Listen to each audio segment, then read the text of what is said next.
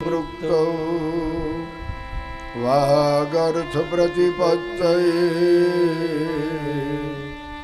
જગતઃ પિતરૌ વંદે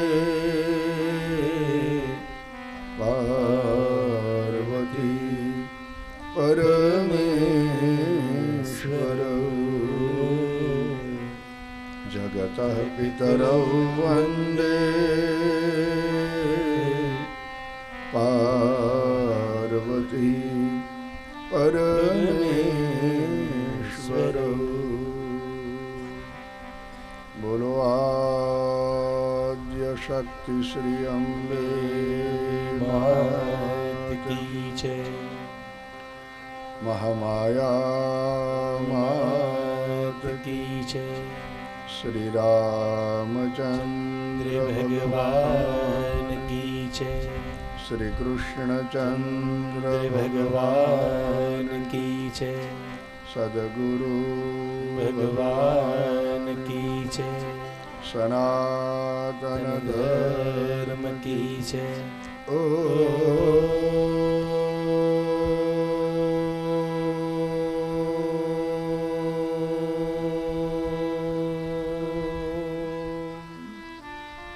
નમઃ પાર્વતી પતયે હર હર મહાદેવ. ઓ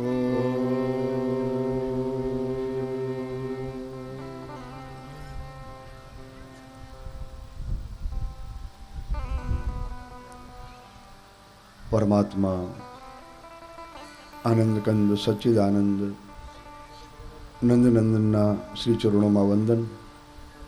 પધારેલા આપણા કચ્છ અને વાગડની જે વિભૂતિઓ કહેવાય એવા નવ સંતોના ચરણોમાં મારા વંદન. આપ સૌ ભાવિક ભક્તોના દિલમાં વિરાજમાન એ પરમેશ્વરને વંદન.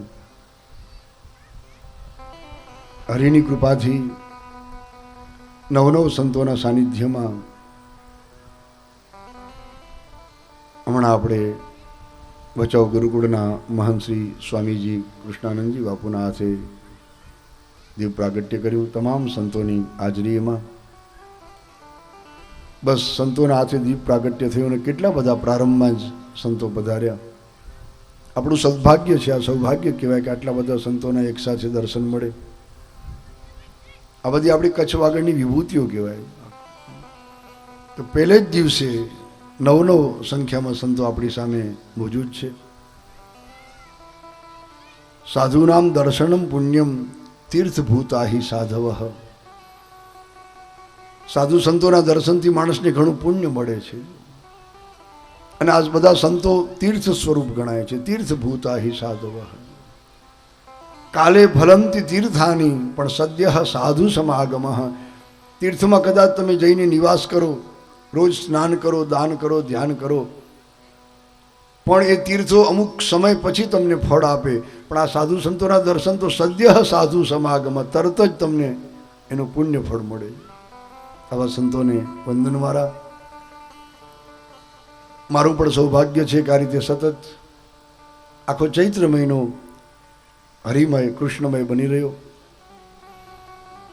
ચાર કથાઓ કરી. ગઈકાલે સાંજે અમે સંઘળમાં હતા, ત્યાં યાત્રા પરિવારનું સુંદર આયોજન. ગઈકાલ સુધી આ ભગવાન ગોવિંદની કથારૂપી ગંગા સંઘળને આંગણે વહેતી હતી. આજ ધાણેટીમાં આવી છે અને આજથી 7 દિવસ આ ભાગવત ભાગીરથી ધાણેટીના આંગણે વહેતી રહેશે. આપ સૌને ખાસ મારી અપીલ, નમ્ર નિવેદન કે આ કથારૂપી ગંગામાં, આ ભાગવત ભાગીરથીમાં ખૂબ બને એમ દિલથી ડૂબકી મારતા રહેજો. મંડપમાં બેઠા પછી આપણે હમણાં જેમ અહીંથી જાહેરાત થઈને કે ચા પાણી બધું બહાર, આ ભગવાનના મંડપમાં હરિરસ સિવાય આપણે બીજું કંઈ પીવાનું નથી. થોડું તપ કરજો ભાઈઓ બહેનો. જેટલું તપ કરશો ને જીવનમાં એટલો આનંદ થશે. પરમાત્મા શ્રી હરિ ખૂબ પ્રસન્ન થશે. ચાય પાણીની બધી વ્યવસ્થા આ માતા અને ભોપા પરિવારે ખૂબ પ્રેમથી કરી છે. ભોજનની પણ સુંદર વ્યવસ્થા, બાજુમાં જ મંડપ છે. ગઈ રાતે આવી મેં બધું નિરીક્ષણ કર્યું. ખૂબ સુંદર આયોજન. તમે જુઓ કેટલો વિશાળ મંડપ છે. ભલે આજ પહેલો દિવસ છે પણ મને એમ લાગે છે કે ધીરે ધીરે સંખ્યા વધતી જશે એમાં હમણાં સતત અનુભવ કર્યો કે જ્યારે ચોથો દિવસ હોય કથાનો, કૃષ્ણ જન્મ, ભગવાનનું પ્રાગટ્ય દિવસે તો આખો મંડપ છલકાતો હોય છે. અને ભગવાનના વિવાહ હોય રૂકમિણી સાથે, ત્યારે પણ લોકો ચારે બાજુથી આવતા હોય છે. ધાણેટીમાં આના પહેલાં મને લાગે છે 4-5 વર્ષ થયા હશે, રબારી સમાજે દેવી ભાગવતનું આયોજન કરેલું, અને એ વખતે એ દેવી ભાગવતની કથા માટે હું આવેલો. બાજુમાં રત્નાલ છે, ત્યાં તો પ્રભુની કૃપાથી 5-5 કથા મેં કરી. બહુ પ્રેમ રત્નાલ ગામનો. હમણાં પણ મારા હીરા બાપાએ આયોજન કરેલું ફાગણ સુદ 30થી, પણ હરી ઈચ્છા ભાવી બલવાના, શંભુ વિચારત હૃદય વિચારત શંભુ સુજાના, હરી ઈચ્છા પ્રમાણે બધું થતું હોય છે. કથા ન થઈ શકી, પણ આ રીતે સતત. હમણાં જ સ્વામીજી મને કહેતા હતા કે તમે ભાગ્યશાળી છો, કેટલી કથાઓ થઈ. મેં કીધું હરિકૃપાથી 325 કથા ગઈકાલે પૂરી થઈ. આ ધાણેટીના આંગણે 326મી કથા શરૂ કરી રહ્યો છું. 325 કથા કાલ સંઘળને આંગણે પૂરી થઈ. આ 326મી કથા મારા જીવનની. ઘણા વર્ષો વીતી ગયા, ધીમે ધીમે પુરાણના પંથ પર પગલાં ભરતા ભરતા 30-32 વર્ષ થઈ ગયા. વાળ કાળા હતા ત્યારે શરૂઆત કરેલી, સાવ ધોળા થવા આવ્યા છું. પણ બહુ આનંદ છે. આ બધા સંતોની કૃપા છે, કરુણા દ્રષ્ટિ મારા ઉપર, કે સતત આ રીતે ગામડે ગામડે હરિનો આનંદ હું મેળવતો રહું છું અને બધાને આપતો રહું છું. તો મારું પણ સદભાગ્ય છે કે આ રીતે ધાણેટી આંગણે આજથી ભાગવત કથાનો આરંભ કર્યો છે. આજથી 5 દિવસ સુધી હું તમને રસપાન કરાવીશ, અને છેલ્લા 2 દિવસ અમારા અંબાલાલભાઈ આવશે. એ પણ બહુ સારા કથાકાર છે. એમણે પણ અહીં ભુજમાં, અંજારમાં, મેઘપર, બોરીચી, ભારાપર, એક રત્નાલ, અનેક જગ્યાએ એણે પણ કથાઓ કરી છે. એટલે છેલ્લા 2 દિવસ એ તમને રસપાન કરાવશે. કારણ કે મેં આગલી કથા 1 વર્ષ પહેલાં અમારા વાગડમાં પદમપર ગામ છે, ત્યાં પટેલ ભાઈઓને આપેલી છે કથા. વૈશાખ સુદ 6થી 1 વર્ષ પહેલાં કથા નક્કી થઈ ગયેલી. વજુભાઈને બધા આવ્યા, મને કે મેં કીધું પણ 5 દિવસ જ બચ્યા છે, એ પણ આરામ માટે રાખ્યા. તો કે આરામ ન કરજો, એ 5 દિવસ અમને આપી દો. તમે જુઓ કેટલો ભાવ, તમે જુઓ લાગણી તમારી અદ્ભુત છે. મને એમ હતું કે 4 કથા કર્યા પછી ગળાને થોડો આરામ મળે, એટલે 5 દિવસ આરામ માટે રાખ્યા હતા. અને વૈશાખ સુદ 6થી પદમપર મેં કથા આપેલી. પણ આ માતા પરિવારનો અનહદ ભાવ પ્રેમ જોઈ અને મેં કીધું આરામ, આ પ્રભુની કથા જ આરામ આપે છે. શરીરને 55મું વર્ષ ચાલે છે, છતાં હજી સુધી આરામની કાંઈ બીજો જરૂરત નથી રહેતી વધારે. ફાગણ મહિનાથી શરૂઆત થઈ ગઈ છે કથાની. ફાગણ સુદમાં રત્નાલની કથા ન થઈ શકી, પણ ફાગણ વધમાં થોરિયારી કથા હતી, એ પૂરી કરીને 1 દિવસ આરામ મળ્યો. પછી ચૈત્ર સુદ 1મથી કીડિયાનગરમાં મારી વાગડમાં કથા હતી. 9 દિવસ કરી, રાતોરાત અમે વીરા પહોંચ્યા અને વીરા શરૂ કરી. ત્યાં 7 દિવસ પૂરા કરી રાતોરાત મોડોવદર ગયા. ત્યાં અઠવાડિયું પૂરું કરી રાતોરાત અમે સંઘળ પહોંચ્યા, અને કાલે રાતોરાત અમે અહીંયા પહોંચ્યા છીએ. એટલે હજી સુધી વાંધો નથી આવતો. આ શ્યામ સુંદરની કૃપા છે. જ્યાં સુધી હરિની ઈચ્છા હશે ત્યાં સુધી આ કંઠ, આ ગળું, આ મુખ એના ગુણગાન ગાતું રહેશે.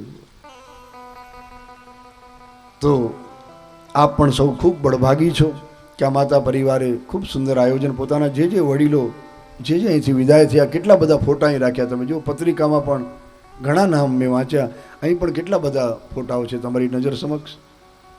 કેટલાક તો સાવ યુવાન પણ છે, તમે જો વડીલો પણ છે. તો જે આ રીતે વિદાય થયા જગતમાંથી, અને તમે જાણો છો કે 6 બાબત આપણા હાથમાં નથી હોતી. 6 બાબતો ઈશ્વરના હાથમાં છે, વિધાતાના હાથમાં છે. રામાયણમાં પરમ જ્ઞાની વશિષ્ઠ મહારાજ બોલ્યા છે કે સુનહું ભરત ભાવિ પ્રબલ, બિલખી કહે મુનિનાથ, હાનિ લાભ જીવન મરણ, જસ અપજસ વિધિ હાથ. આ 6 બાબતો આપણા હાથમાં નથી, એ વિધિના એટલે ઈશ્વરના હાથમાં છે. એટલે એના માટે ડાયા માણસે ક્યારે શોક ન કરવો, રંજ ન કરવો, બહુ દુઃખી ન થવું. એ 6 બાબત કહી તો કે હાનિ, લાભ, જીવન, મરણ, જસ અને અપજસ. માણસ કોઈ પણ પ્રવૃત્તિ કરે, તમે કોઈ ખેતી કરો, વેપાર કરો, બીજો કોઈ રોજગાર કરો, માણસની એક જ ઈચ્છા હોય કે મને ખૂબ લાભ મળે, પણ ઘણીવાર લાભને બને હાનિ થતી હોય છે, નુકસાન થતું હોય છે. આપણે જે ધંધો કર્યો, રોજગાર લાભ માટે કર્યો, પણ લાભને બદલે ક્યારેક નુકસાન થાય, હાનિ થાય, એ હરિના હાથમાં છે. બીજી 2 બાબત જન્મ અને મરણ, એ પણ આપણા હાથમાં નથી ભાઈ. અત્યારે આ શરીર મળ્યું છે આપણને, આના પછી હવે ક્યાં જન્મવું એ કોઈ આપણા હાથમાં નથી. સારા કર્મ કરશું તો ફરી ભગવાન મનુષ્ય જન્મ આપશે, અને જો બુરા કર્મ કરશું તો ક્યાંક પશુ પક્ષીમાં કે કોઈ જીવજંતુમાં બેસાડી દેશે. ઈશ્વર સ્વતંત્ર છે, આપણે પરતંત્ર છીએ. હવે પછી ક્યાં જન્મ ધારણ કરવો એ આપણા હાથમાં નથી. એટલે જીવન અને મરણ આ બે બાબતો પણ ઈશ્વરના હાથમાં છે, વિધિના હાથમાં છે. મૃત્યુ પણ આપણા હાથમાં નથી. મૃત્યુને કોણ અટકાવી શકે ભાઈ? અને છેલ્લી બે બાબત જસ અને અપજસ, એ પણ જગદીશ્વરના હાથમાં છે. માણસ કોઈ પણ પ્રવૃત્તિ, કોઈ પણ કાર્ય કરે, માણસના મનમાં એક ઈચ્છા હોય કે મને ખૂબ જસ મળે આ કાર્યની પાછળ, પણ ક્યારેક ક્યારેક જસને બદલે અપજસ પણ મળતું હોય છે. એ હરિના હાથમાં છે. બલી યસી કેવલમ ઈશ્વર ઈચ્છા એમ માની કેટલા બધા ફોટા મેં જોયા. તો એ તમામને હરિપદની પરમપદની પ્રાપ્તિ થાય એટલા માટે આ 7 દિવસનું ભાગવતનું સુંદર આયોજન છે. આવો થોડીક ક્ષણ માં ભગવતીનું સ્મરણ કરી પછી આપણે મંગલાચરણનો એક શ્લોક લેશું, અને પછી પધારેલા તમામ સંતો, 9 સંતો બિરાજે છે એ બધાનું ખૂબ ભાવથી આ ભોપા પરિવાર સન્માન કરશે. સંતોના આશીર્વચન પણ આપણે મેળવશું અને પછી આપણે ઉઠશું. આજ પહેલો દિવસ છે અને પહેલા દિવસે ઘણી ઘણી વિધિઓ કરવી પડે. જો ગીતામાં ભગવાન બોલ્યા છે કે યહ શાસ્ત્ર વિધિમુત્સૃજ્ય વર્તતે કામકારતઃ ન સ સિદ્ધિમ વાપનોતિ ન સુખમ ન પરાંગતિમ. હે અર્જુન, જે માણસ શાસ્ત્રની વિધિને માનતો નથી અને પોતાની ઈચ્છા પ્રમાણે જો કાર્ય કરે તો એને કોઈ ફળ મળતું નથી, કોઈ સિદ્ધિ સાંપડતી નથી, એને સુખ પણ મળતું નથી અને પરમગતિ પણ પ્રાપ્ત થતી નથી. એટલે અર્જુન, તું કોઈ પણ કાર્ય કર એ શાસ્ત્રની આજ્ઞા પ્રમાણે કરજે, વિધિ પ્રમાણે કરજે. એટલે સવારે આપણે ઘણી ઘણી વિધિઓ કરી. સૌથી પહેલાં ગણપતિ મહારાજની સ્થાપના થઈ, કુળદેવીની સ્થાપના કરી, ભગવાન રાધાકૃષ્ણની સ્થાપના થઈ. આ બધાનું 16 ઉપચારથી પૂજન કરવામાં આવ્યું. નાંદી શ્રાદ્ધ દ્વારા પિતૃઓનું પણ પૂજન કરવામાં આવે છે પ્રથમ દિવસે, એને નાંદી શ્રાદ્ધ કહેવાય. આ તમામ વિધિઓ પરિપૂર્ણ કર્યા પછી આપણે ભગવાન પાતાળેશ્વરના મંદિરમાંથી ભગવાનનું જે વાંગમય સ્વરૂપ છે, શબ્દ સ્વરૂપ શ્યામ સુંદરનું ભાગવતજીની પોથીને વાજતે ગાજતે લઈ આવ્યા અને સંતોના સાનિધ્યમાં દીપ પ્રાગટ્ય કરી આપણે શુભારંભ કર્યો. તો અહીંયા જ નહીં પણ કોઈ પણ જગ્યાએ પહેલે દિવસે થોડું મોડું થતું હોય છે. હંમેશા આ બધી વિધિઓ કરવી પડે, ફરજિયાત છે. ભાગવતમાં પણ આજ્ઞા લખી છે કે યજમાનોએ રોજ સવારે વહેલા ઉઠી નાહી ધોઈ ધોતી પીતાંબર વગેરે પહેરી અને આ બધાનું પૂજન કરવું. ગણપતિ મહારાજ પ્રથમ પૂજ્યત નામ પ્રભાવ, હરિનામના પ્રભાવથી એની પ્રથમ પૂજા થાય. એ પરાંબા ભગવતી શક્તિ, એની પણ પૂજા કરવી પડે. અને આપણા આ ગ્રંથના પ્રધાન દેવતા રાધાકૃષ્ણ, એમની પણ પૂજા કરવી પડે. તો વિધિપૂર્વક આપણે કાર્યનો શુભારંભ કર્યો છે.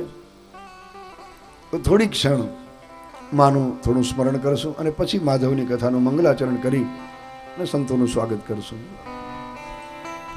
ભગવતી અંબે માં જય જગદંબે, ભગવતી અંબે માં જય જગદંબે, ભગવતી અંબે માં જય જગદંબે, ભગવતી અંબે માં જય જગદંબે, મહાકાલી અંબે માં જય જગદંબે, મહાકાલી અંબે માં જય જગદંબે, મહાલક્ષ્મી અંબે માં જય જગદંબે, મહાલક્ષ્મી અંબે માં જય જગદંબે, સરસ્વતી અંબે માં જય જગદંબે, સરસ્વતી અંબે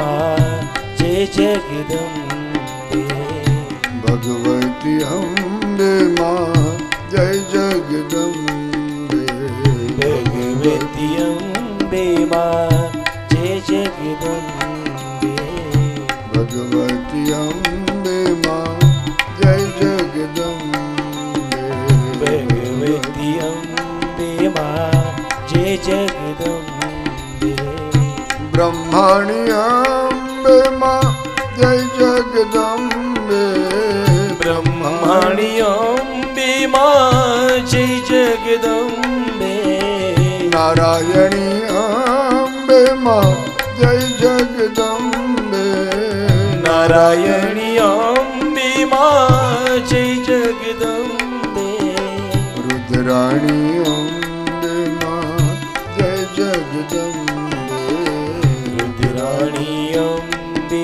માં જય જગદંબે ભગવતી અંબે માં જય જગદંબે ભગવતી અંબે માં જય જગદંબે ચંડિકા અંબે માં જય જગદંબે ચંડિકા અંબે માં જય જગદંબે ચામુંડા અંબે માં જય જગદંબે ચામુંડા અંબે માં જય જગદંબે મહામાય અંબે માં જય જગદંબે મહામાય અંબે માં જય જગદંબે ભગવતી અંબે માં જય જગદંબે ભગવતી અંબે માં જય જગદંબે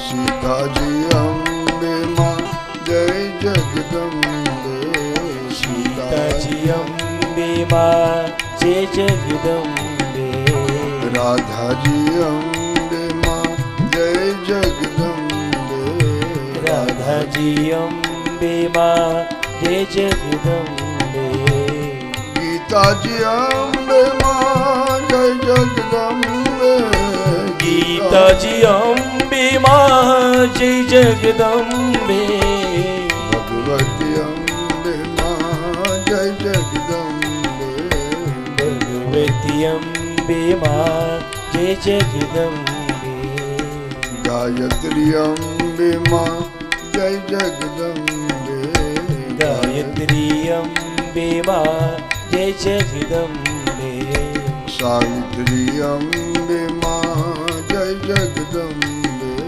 સાવિત્રી અંબે માં જય જગદંબે આશાપુરા અંબે માં જય જગદંબે આશાપુરા અંબે માં જય જગદંબે ભગવતી અંબે માં જય જગદંબે ભગવતી અંબે માં જય જગદંબે હિંગળાજ અંબે માં જય જગદંબે હિંગળાજ અંબે માં જય જગદંબે હરસિદ્ધિ અંબે માં જય જગદંબે હરસિદ્ધિ અંબે માં જય જગદંબે વારાહી અંબે માં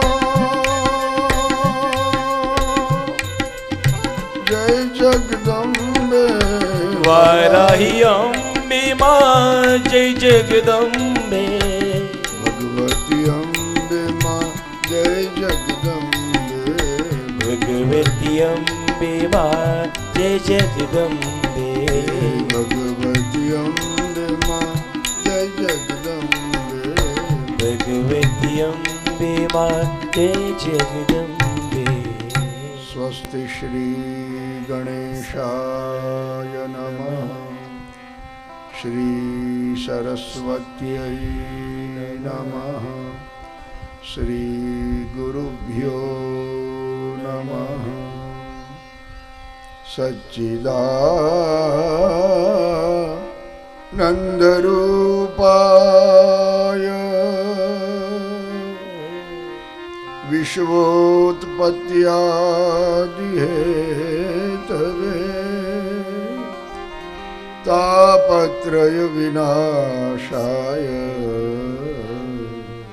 શ્રી કૃષ્ણાય વયં નુમઃ.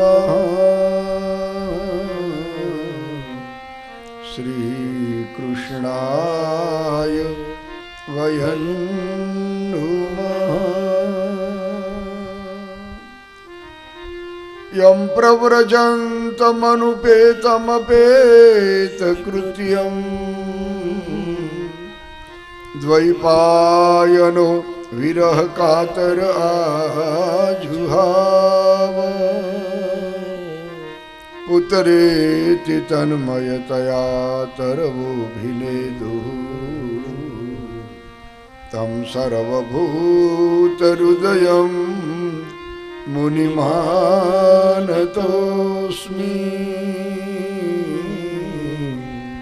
तं સર્વભૂતહૃદયં મુનિમાનતોऽસ્મિ. નૈમિષે સૂતમાસીનम् અવિવાદ્ય મહામતિम् કથામૃતરસાસ્વાદ કુશલઃ શૌનકો બ્રવીત. કુશલઃ શૌનકો બ્રવીત.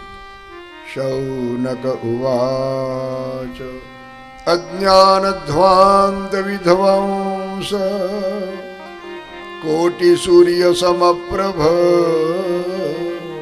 સૂતાખ્યાહિ કથાસારં મમ કર્ણરસાયનં. મમ કર્ણરસાયનં. ભક્તિજ્ઞાનવિરાગાપ્તો વિવેકો વર્ધતે મહાન. માયામોહ નિરાસશ્ચ વૈષ્ણવૈઃ ક્રિયતે કથમ. વૈષ્ણવૈઃ ક્રિયતે કથમ.